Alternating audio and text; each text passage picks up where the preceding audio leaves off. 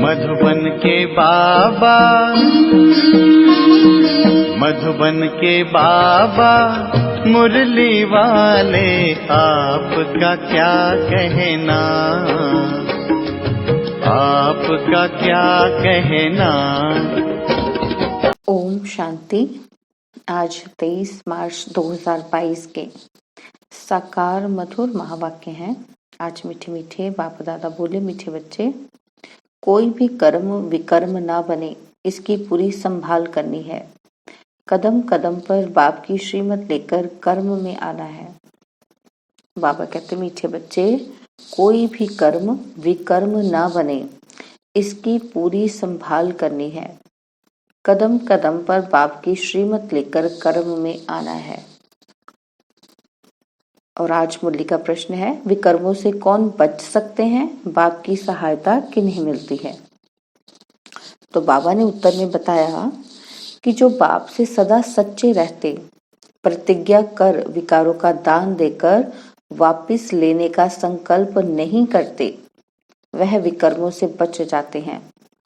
बाप की सहायता उन्हें मिलती जो कर्म विकर्म बनने के पहले राय लेते हैं, साकार को अपना सच्चा सच्चा समाचार बताते हैं। बाबा कहते, बच्चे, सर्जन के आगे कभी अपनी बीमारी छिपाना नहीं। पापों को छिपाएंगे तो वृद्धि होती रहेगी, पद भी भ्रष्ट हो जाएगा, सजाएं भी खानी पड़ेंगी।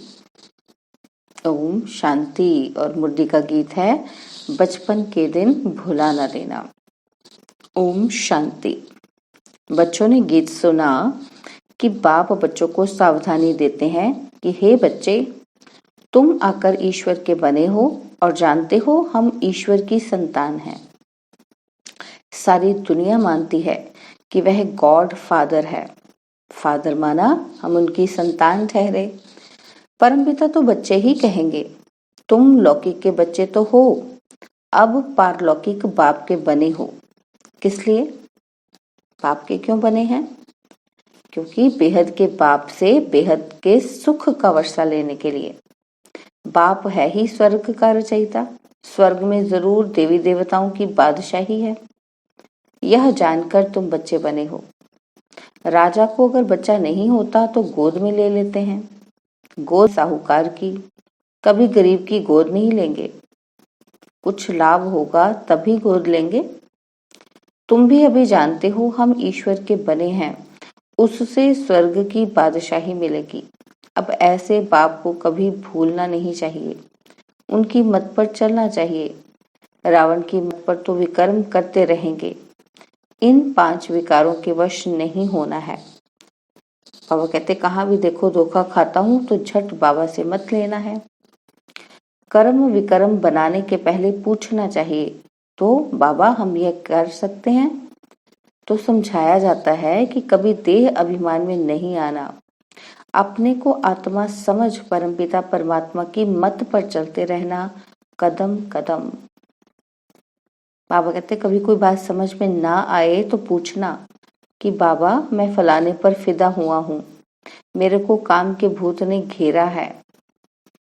तूफान तो बहुत आएंगे, परंतु अपने को संभालना है। गटर में गिरा तो गोया बेहद के बाप को भूल मुंह काला कर दिया। बाबा तुमको गोरा बनाने आए हैं, इसलिए 5 विकारों के फंदे में कभी नहीं फंसना। फंसेंगे तब जब देह अभिमान में आएंगे। देही अभिमानी होगा तो बाबा का डर रहेगा। विकार में जाने से तो बड़ा विकर्म बन जाएगा, क्योंकि तुमने विकारों का दान दिया है। अगर दान देकर वापस लिया तो हाल वही होगा जैसे हरिश्चंद्र का मिसाल है।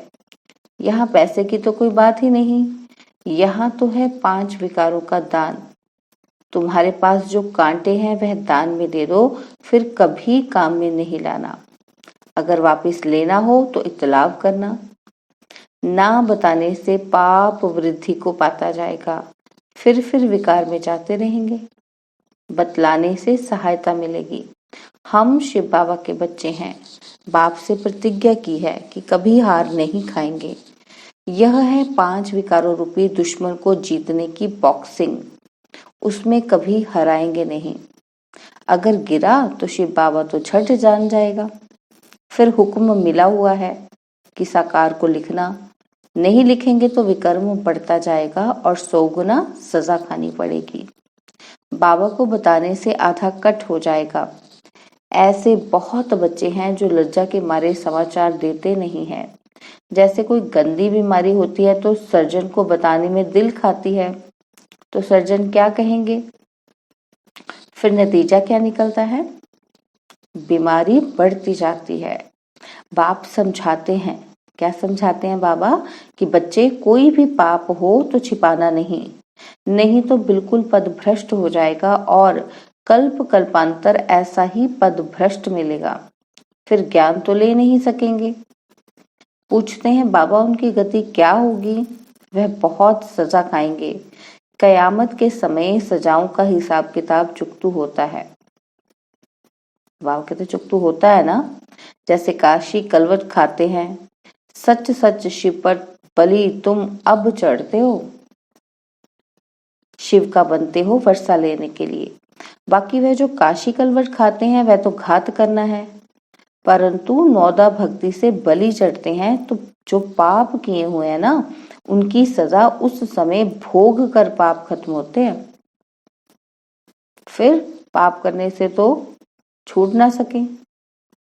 बाबा कहते पाप जब खत्म ही नहीं हो रहे तो फिर और करने से छूट ही नहीं सकते हम। योग अग्नि से ही पाप भस्म हो सकते हैं। कैसे भस्म होंगे? बाबा कहते योग अग्नि से ही भस्म होंगे पाप। माया के राज्य में कर्म विकर्म ही बनते हैं। सतयुग में विकर्म नहीं बनता क्योंकि माया का राज्य ही नहीं। अब सारी दुनिया भ्रष्टाचारी है। पहला नंबर भ्रष्टाचार है विकार में जाना। जो पैदा ही भ्रष्टाचार से होते हैं वह पाप ही करते हैं। है ही रावण राज्य। रावण को जलाते हैं, परंतु रावण क्या चीज है बिल्कुल ही नहीं जानते। रावण कहा ही जाता है 5 विकारों को। स्वर्ग में यह विकार होते नहीं, इसलिए उनको वॉइसलेस वर्ल्ड कहा जाता है। वहां दूसरा कोई राज्य अथवा खंड होता ही नहीं। इस्लामी, बौद्धि आदि सब पीछे आए हैं। वह भी पहले सतोप्रधान होते हैं, फिर रजो तमो में आते हैं। सतयुग त्रेता में संपूर्ण निर्विकारी थे, अब धीरे धीरे संपूर्ण विकारी बनते आए हैं। पूरा विकारी बनने में भी समय लगता है। सतयुग में 16 कला, फिर 14 कला, फिर कला उतरते जाते हैं, क्योंकि है ही उतरती कला। अब तुम्हारी है चढ़ती कला। चढ़ती कला राम बनाते हैं, उतरती कला रावण बनाते हैं। जैसे चंद्रमा की धीरे धीरे कला कम होती जाती है, दुनिया भी ऐसे है। अभी तो 9 कला। ऐसे समय पर बाप आकर फिर 16 कला बनाते हैं। यह खेल सारा भारत के ऊपर ही बना हुआ है। वर्ण भी भारत पर ही है, नहीं तो 84 जन्मों का हिसाब कहाँ। बाप समझाते हैं यह है ही आयरन एज्ड दुनिया। कलयुग का अंत है, फिर सतयुग का आदि होगा। जो देवी देवता धर्म वाले धर्म भ्रष्ट कर्म भ्रष्ट हो गए हैं वह फिर आएंगे। तुम आए हो ना। देखो झाड़ के अंत में ब्रह्मा खड़ा है, वह है तमो प्रधान और नीचे तपस्या कर रहे हैं सतो प्रधान बनने के लिए। तो जैसे ब्रह्मा तपस्या कर रहे हैं वैसे ब्रह्मा कुमार और कुमारियां। अब तो यह ब्रह्मा सतो प्रधान बन रहे हैं, उनमें परमात्मा आकर अपना परिचय देते हैं। इनको बताते हैं तो बच्चों को भी बताते हैं। बाबा और तुम बच्चे जो कल्प वृक्ष के नीचे तपस्या कर रहे हो देवता बनने के लिए, यह मंदिर हूबहू तुम्हारा जड़ यादगार है। अब ऐसा कोई बुद्धिमान बच्चा हो तो इस मंदिर की पूरी हिस्ट्री ज्योग्राफी बताए कि यह ऊंचे से ऊंचा मंदिर है, इसमें मम्मा भी है, बाबा भी है, बच्चे भी तपस्या कर रहे हैं। जिन्होंने भारत को स्वर्ग बनाया है उनकी हिस्ट्री ज्योग्राफी विलायत वाले सुनेंगे तो कहेंगे यह तो हमारे बाप का मंदिर है जो भारत को हेवन बनाते हैं, जो इस समय प्रैक्टिकल में बैठा है। यह तो कोई जानते ही नहीं, ये सब चित्र अंधश्रद्धा के बने हुए हैं। इनको भूत पूजा कहा जाता है, गुड़ियों की पूजा। गुरु नानक की आत्मा जिसने सिख धर्म स्थापन किया वह नई आत्मा थी, निर्विकारी थी। वह कहाँ से आई? जरूर किसी शरीर में प्रवेश किया होगा। तो पवित्र आत्मा कभी दुख नहीं भोग सकती। पहले तो उनको सुख भोगना है, पीछे दुख। ऐसा कोई विकर्म ही नहीं किया तो फिर दुख क्यों भोगे? हम भी पहले संपूर्ण रहते हैं, फिर धीरे धीरे कलाएं कम होती हैं। हर एक मनुष्य का ऐसे होता है। बुलाते हैं पतित पावन आओ, तो जरूर आकर पावन दुनिया की स्थापना करेंगे और पतित दुनिया का विनाश करेंगे। ब्रह्मा द्वारा स्थापना और शंकर द्वारा विनाश कितना अच्छी रीति समझाते हैं। यह उनकी बुद्धि में बैठेगा जो देवी देवता धर्म का होगा। इसलिए बाबा कहते हैं कि भक्तों को यह ज्ञान दो। कोई को ये पता ही नहीं कि हम पहले देवी देवता धर्म के थे, फिर असुर बने हैं। लक्ष्मी नारायण ने पूरे 84 जन्म लिए हैं। अभी तुम शूद्र से ब्राह्मण बने हो, जो बाद में आते हैं वे ब्राह्मण नहीं बनेंगे। यह बातें उनकी बुद्धि में बैठेंगी जिनकी बुद्धि में कल्प पहले बैठी होंगी। नहीं तो बाहर गया और खलास। इसमें मेहनत है, और जगह तो सिर्फ कथाएं सुनकर घर में आकर विकारों में गिरते हैं। गुरु को पूरा फॉलो करते ही नहीं, फिर फॉलोअर्स कैसे कहलाएंगे? गुरु लोग भी उनको कुछ कहते नहीं। अगर कहें तो फिर एक भी फॉलोअर्स ना रहें, और फिर खाएं कहाँ से? गृहस्थियों का ही तो खाते हैं। फिर विकारियों के पास जन्म लेना पड़ता है। देवताएं तो सन्यास करते नहीं। यह है प्रवृत्ति मार्ग का सन्यास, और वह है निवृत्ति मार्ग का सन्यास। बाप आकर स्त्री पुरुष दोनों को समझाते हैं। बच्चे संपूर्ण पवित्र बनेंगे तो संपूर्ण राज्य पद पाएंगे। कम पवित्र बनेंगे तो कम पद पाएंगे। फॉलो करना है माँ बाप को। बाप कहते हैं बाप के मिसल मेहनत करो तो गद्दी नशीन होंगे। मुख्य बात है पवित्रता की। अब देह अभिमान छोड़ दो। मैं आत्मा हूँ, बाबा लेने आया है। पवित्र बनने से ही पवित्र दुनिया के मालिक बनेंगे। कुंभ का मेला कहते हैं, वह त्रिवेणी आदि का है, नदियों का मेला। उनको संगम कहते हैं। वास्तव में यह है अनेक नदियों और सागर का मेला। तुम सब ज्ञान नदियां हो, बाप ज्ञान सागर है। बाप कहते हैं मेरे से योग लगाओ तो तुम पतित से पावन बन जाएंगे। मरना तो है ही, बाप से वर्षा लेना है तो अभी ही भक्ति का फल भगवान से ले सकते हो, नहीं तो समझेंगे तुमने भक्ति की ही नहीं है। भक्ति करने वाले ही आकर राज्य भाग्य लेंगे।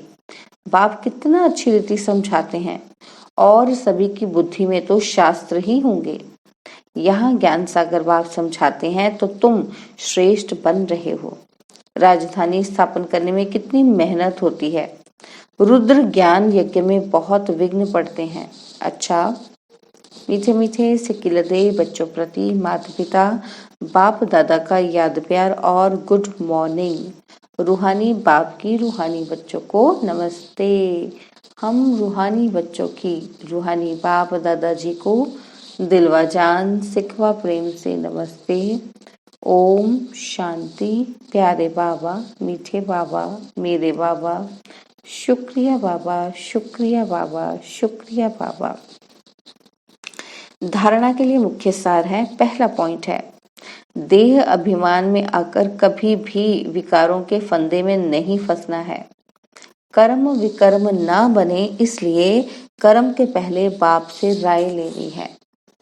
और सेकंड पॉइंट है, माँ बाप को फॉलो करना है। ऊंच पद के लिए संपूर्ण पावन जरूर बनना है। और बाबा ने आज वरदान दिया, न्यारेपन की अवस्था द्वारा पास विद ऑनर का सर्टिफिकेट प्राप्त करने वाले अशरीरी भव। न्यारेपन की अवस्था द्वारा पास विद ऑनर का सर्टिफिकेट प्राप्त करने वाले अशरीरी भव। पास विद ऑनर का सर्टिफिकेट प्राप्त करने के लिए मुख और मन दोनों की आवाज से परे शांत स्वरूप की स्थिति में स्थित होने का अभ्यास चाहिए। आत्मा शांति के सागर में समा जाए, यह स्वीट साइलेंस की अनुभूति बहुत प्रिय लगती है। तन और मन को आराम मिल जाता है। अंत में यह अशरीरी बनने का अभ्यास ही काम में आता है। शरीर का कोई भी खेल चल रहा है, अशरीरी बन आत्मा साक्षी हो अपने शरीर का पाठ देखें तो यह अवस्था अंत में विजयी बना देगी। स्लोगन है, सर्व गुणों व सर्व शक्तियों का आधार प्राप्त करने के लिए आज्ञाकारी बनो। स्लोगन, सर्व गुणों व सर्व शक्तियों का अधिकार प्राप्त करने के लिए आज्ञाकारी बनो। आज मातेश्वरी जी के अनमोल महावाक्य भी सुनेंगे।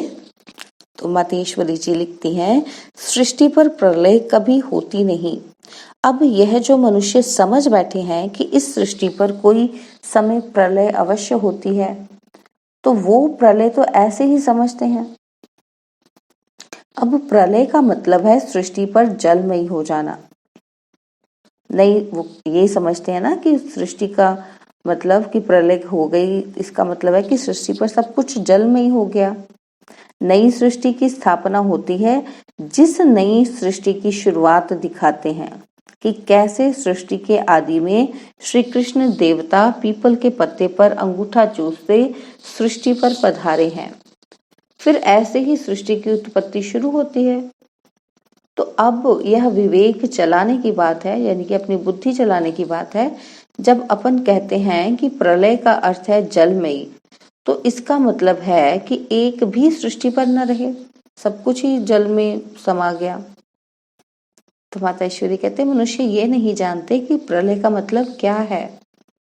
प्रलय का यथार्थ मतलब है कि सृष्टि पर जो इतनी अपवित्रता होने के कारण सृष्टि दुखी हो पड़ी है, उस अपवित्रता की प्रलय हो जाती है और सृष्टि पावन बन जाती है। गोया तमोगुनी सृष्टि बदल सतोगुनी सृष्टि बन जाती है।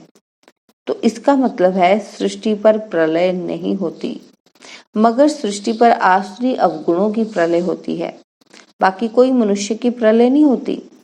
अगर सृष्टि प्रलय हो जाती तो फिर गीता में भगवान ने जो कहा कि सृष्टि अनादि चली आती है, तो क्या यह भगवानुवाच झूठा समझे? बाकी इतना जरूर है कि पुरानी दुनिया अर्थात तमोगुणी सृष्टि का विनाश हो, फिर नई सतोगुणी दुनिया की स्थापना होती है। तो विनाश और स्थापना का कार्य दोनों इकट्ठा चलता आता है। ऐसे नहीं कहेंगे कि सृष्टि प्रलय हो जाती है, इस ही सृष्टि पर स्वर्ग और नरक की स्थापना होती है। बल्कि जब स्वर्ग है तो नरक नहीं, जब नरक है तो स्वर्ग नहीं। स्वर्ग कहते हैं जहाँ पवित्र देवी देवताओं का निवास स्थान है, और नरक कहते हैं मृत्यु लोक को, जहाँ अपवित्र मनुष्य आत्माओं का निवास स्थान है। मानो अपवित्रता की प्रलय हो जाती है। ओम शांति। और अब यह एक बहुत अच्छी वीडियो भी जरूर देखें।